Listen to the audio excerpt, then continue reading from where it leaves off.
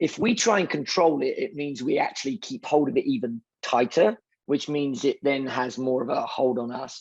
And the fear becomes huge and we become small. Hello, and welcome to this week's episode of the Tiff and Tony Show.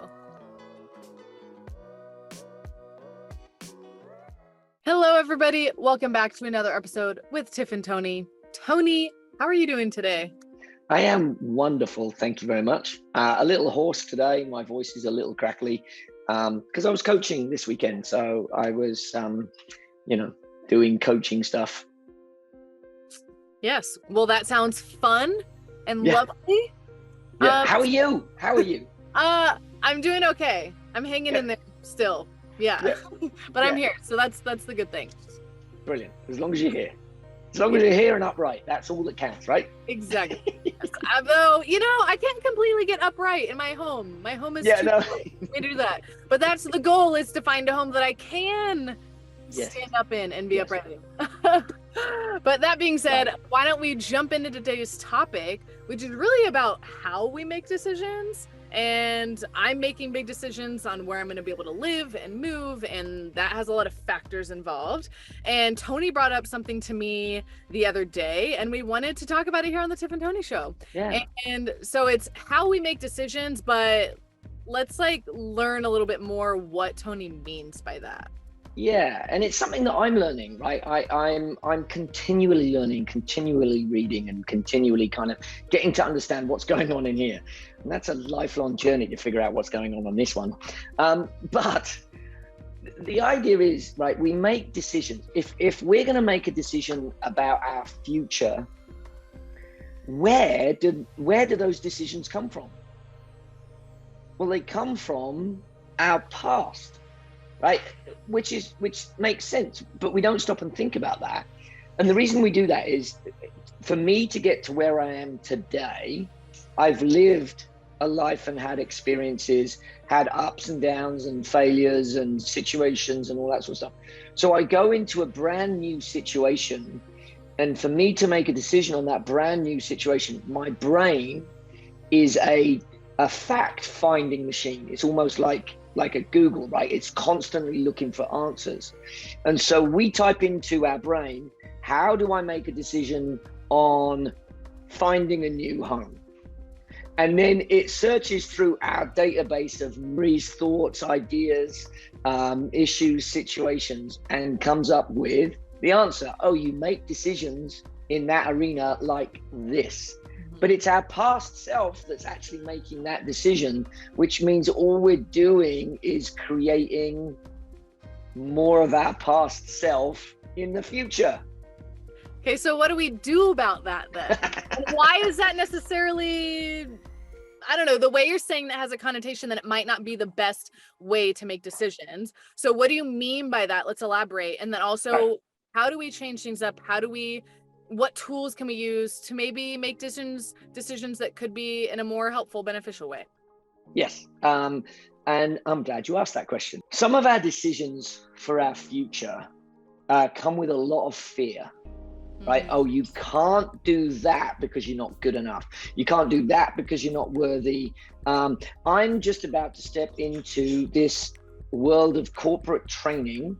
And it's a project that we're working with PureGame on, where we're going to do corporate training, and the training budget goes for a tax write-off. It's brilliant because the corporation gets the benefit of a corporate social responsibility. PureGame gets a corporate sponsorship, and everyone gets trained.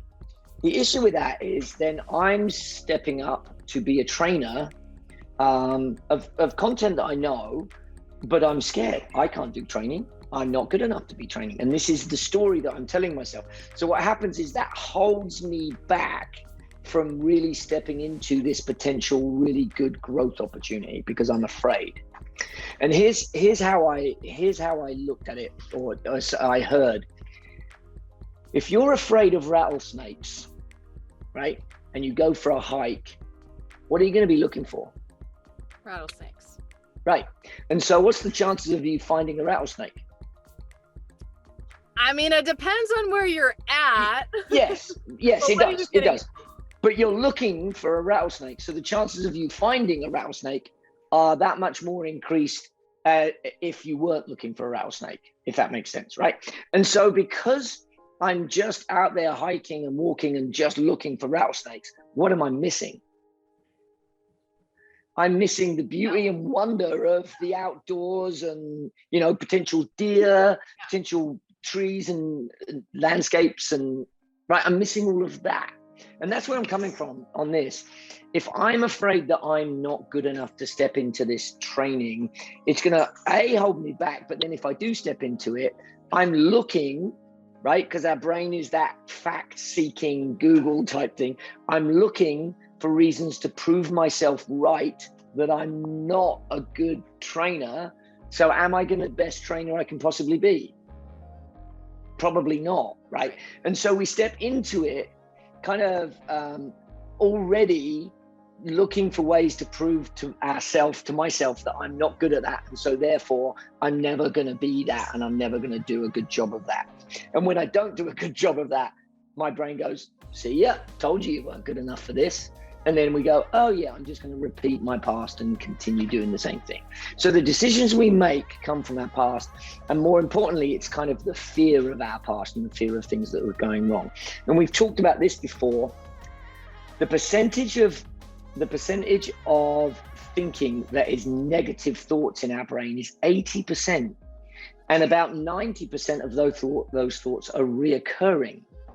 So there's a whole lot of negativity going on already in here, which is again keeping us back from becoming our very best self and stepping into our fullness of life.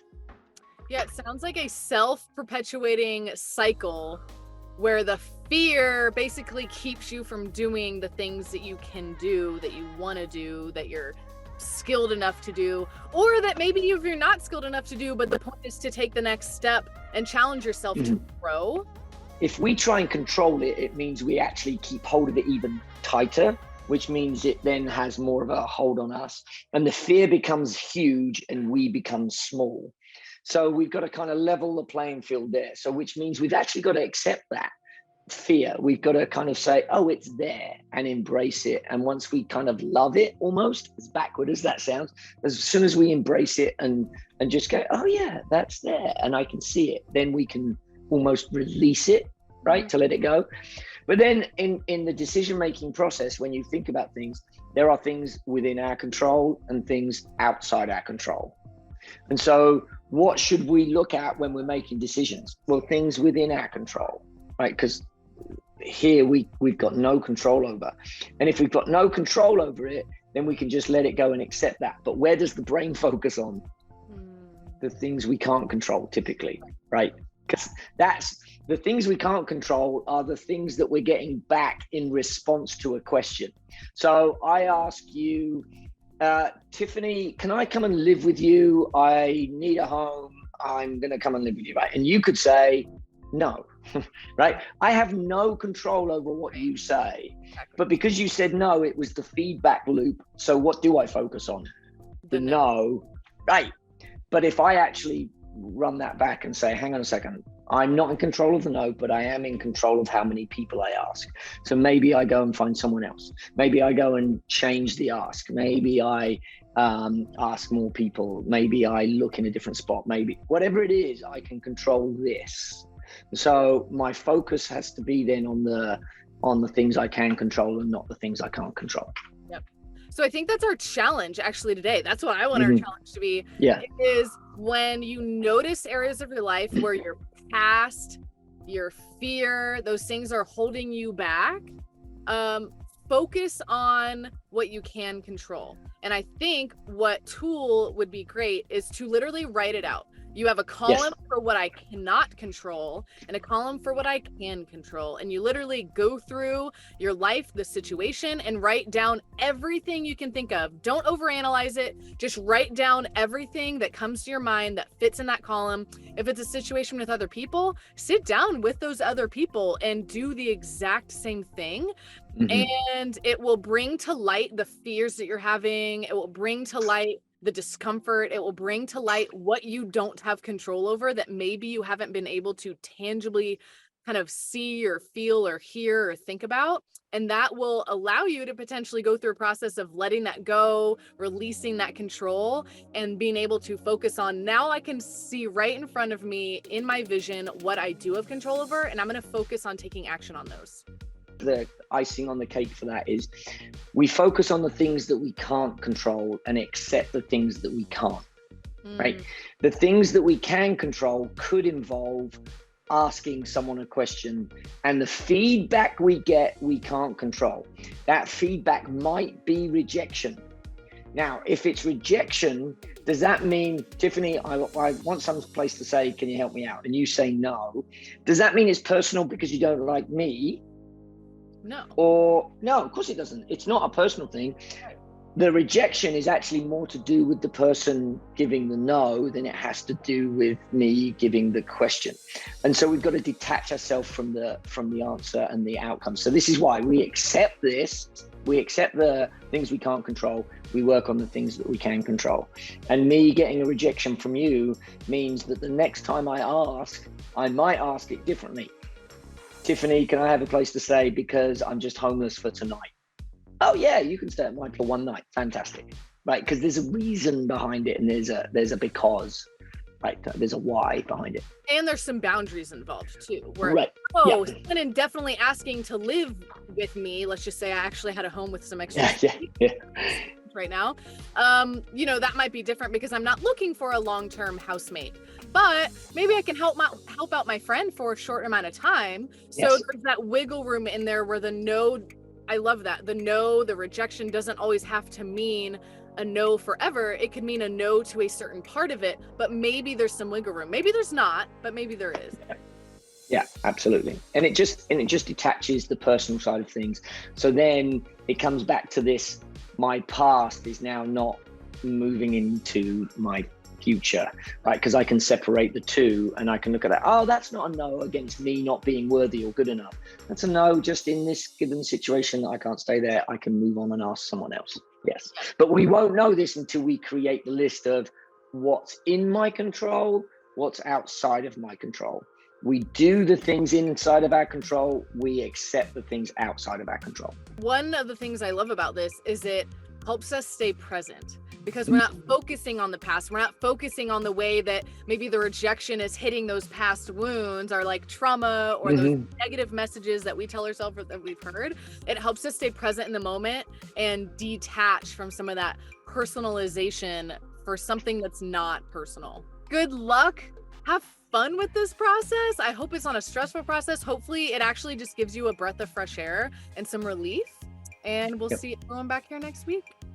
Excellent. Thank you very much, Tiffany. Thank you, guys. Bye.